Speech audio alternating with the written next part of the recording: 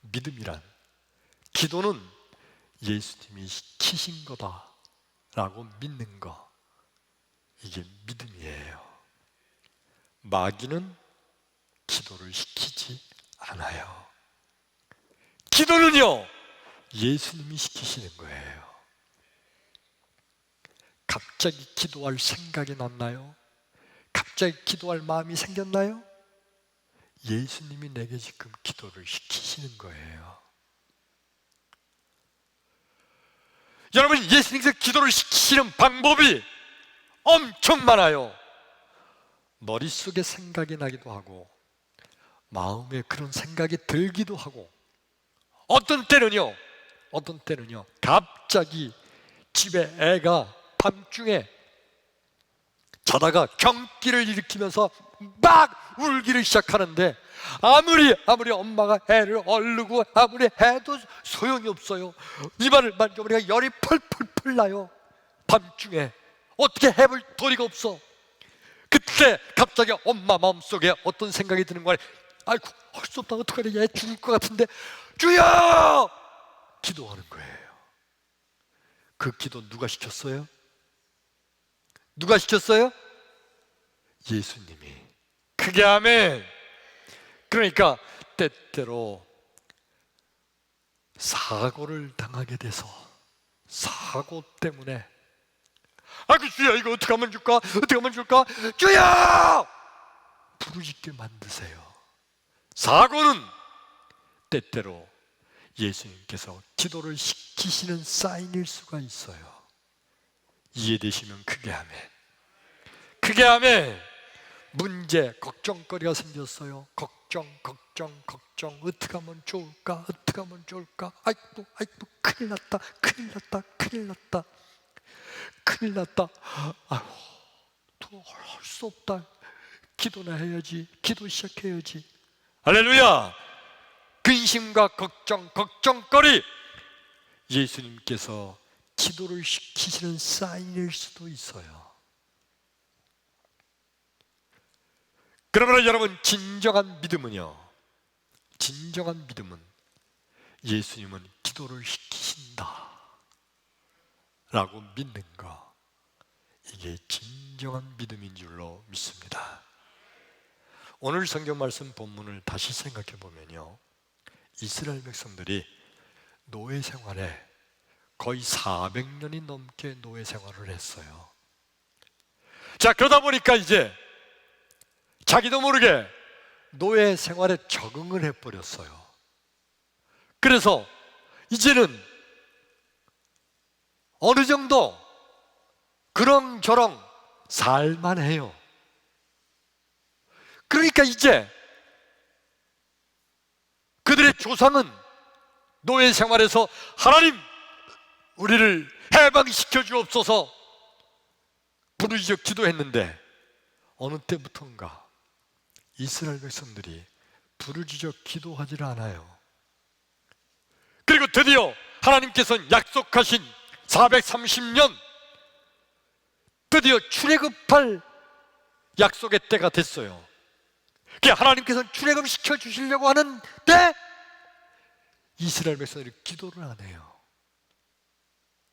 기도를 시키시려고 하나님 어떻게 하셨다고요? 저들의 극심한 박해와 극심한 노동 강도를 높이고 직직에 맞게 해서 고통을 당하다가 고통 속에 밤마다 끙끙 앓다가 주여! 하고 부르짖어 기도하기 시작했어요. 그랬더니 그때서야 하나님께서 아까 읽은 말씀 보니까 저들의 부르짖는 소리가 하나님께 상달된지라. 그랬더니 하나님께서 준비된 모세를 저들에게 보내서 모세를 지도자로 삼아서 드디어 이스라엘 백성들이 애굽을 출애굽하게 되는 엄청난 축복을 주신 줄로 믿습니다. 그러니까 여러분, 하나님께서는 출애굽이라는 좋은 것을 준비하고 계시면서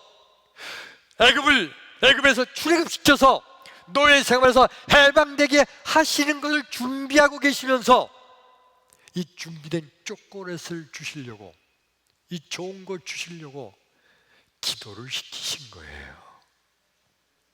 그리고 드디어 기도했더니 하나님께서 준비된 초콜릿, 출애굽이라는 해방시키는 좋은 것을 이스라엘 백성에 주신 거예요. 나와 여러분, 하나님께서는 우리로 하여금 때때로 옆구리를 치면서까지, 찔르면서까지 그래도 기도 안 해? 그래도 안 해? 기도해! 부르짖어! 그러면서 우리로 하여금 기도를 시키시는 하나님이세요. 이 은혜를 깨달으셨으면 아멘 합시다. 크게 아멘. 예.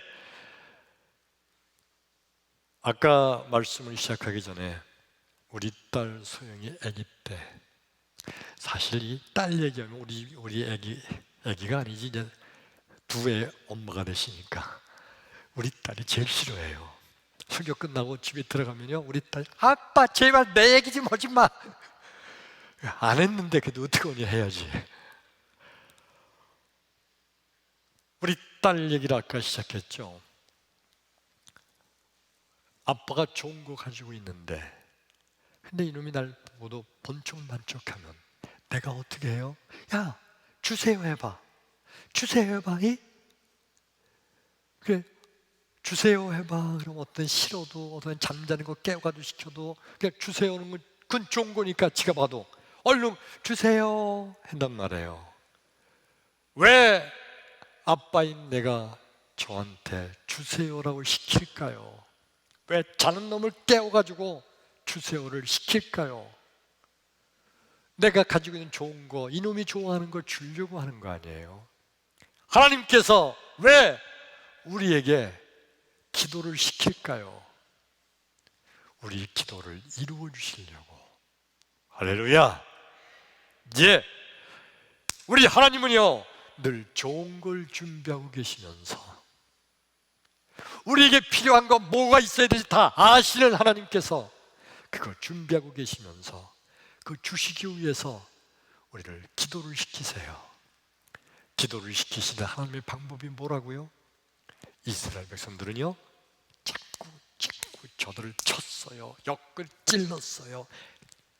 그래도 안 해? 그래도 기도 안 해? 자꾸 박해하고 탄압하고 고통당하고 자꾸 괴롭고, 드디어 그들이 깨닫고 기도하기 시작했더니 출애굽이라는 축복을 받았잖아요. 우리 하나님께서 때때로 우리를 자꾸 찌르세요. 어떤 때는 건강으로 찌르기도 하고, 어떤 때는 근심과 걱정거리로 찌르기도 하고, 어떤 때는 그저 너무너무 힘든 일을 닥치기도 하고, 아마 직장을 잃어버리는 걸로 찌르기도 할 거예요. 사업이 망의 지경에 이르는 걸로 찌르기도 하면서 우리로 하여금 기도하기를 기다리시는 하나님이세요. 믿으시면 아멘. 크게 아멘. 믿음대로 될지어다. 그러므로 여러분, 성도란 누가 성도인가요? 성도란 문제가 있을 때마다 기도할 마음이 생기는 자, 그가 진정한 성도인 줄로 믿습니다. 아멘. 믿지 않는 사람, 저 세상 사람은요, 문제가 생기면 아이 참 요새 되는 일이 없네, 요새 왜 나는 이렇게 재수가 없어, 하는 일마다 안 되네, 그러면서 원망과 불평과 짜증으로 끝나요. 그러나 진정한 성도는요, 어려운 일이 있으면, 힘든 일이 닥치면, 문제가 생기면, 근심과 걱정이 있으면 그때마다 기도할 줄로 믿습니다. 이 어려운 일은, 이 문제는, 이 걱정거리는, 이 사건과 사고는, 이 병은 하나님이 나한테 기도하라고 시키는 사인이다 생각하고 그럴 때마다 기도하는 자, 그가 진정한 성도이며, 기도할 때마다 우리 하나님은 기도를 시키시는 것이 이유가 뭐라고요? 좋은 거 주시려고, 이루어 주시려고, 고쳐 주시려고, 해결해 주시려고, 도와주시려고, 길을 열어 주시려고. 할렐루야! 그래서 기도를 시키시는 하나님, 하나님께서 주시는 축복의 응답을 받게 될 줄로 믿습니다. 할렐루야! 오늘 마지막 말씀이에요. 여러분, 정말 코로나 바이러스가 맨 처음에 생겼을 때, 그때 한 달, 두 달, 길어야 몇 달이 다 끝나지 뭐, 그렇게 생각했잖아요. 이렇게 길게 가면서 얼마나 힘들어요, 얼마나 고통스러워요. 가게 하시는 분들 대부분이 그냥 어쩔 수 없이 가게 문을 열고 있다고, 그냥 큰일 났다고, 어려워요, 힘들어요, 다 그러세요. 직장이 어려워지고 사는 삶이 힘들어지고 너무 힘들어요. 이 힘들고 어려운 거, 어쩌면 여러분, 우리 주님께서 기도하라는 사인인지 어떻게 알아요? 우리가 하나님께서 좋은 걸 준비하고 계신데 너무 기도하지 않으니까 기도를 시키시는 또 다른 하나님의 사인인지 우리가 어떻게 알아요? 기도하기를 축원합니다. 기도하기를 축원합니다. 기도하면 우리 하나님께서는 좋은 것으로 응답해 주십니다. 여러분, 지금 당하고 있는 문제, 걱정거리, 사건, 사고, 내 몸의 질병, 그 뭐든지 하나님께서 내게 주시려고 기도를 시키시는구나 깨닫고 기도함으로 응답받는 축복의 주인공이 되기를 주의 이름으로 축원합니다. 할렐루야! 기도합니다.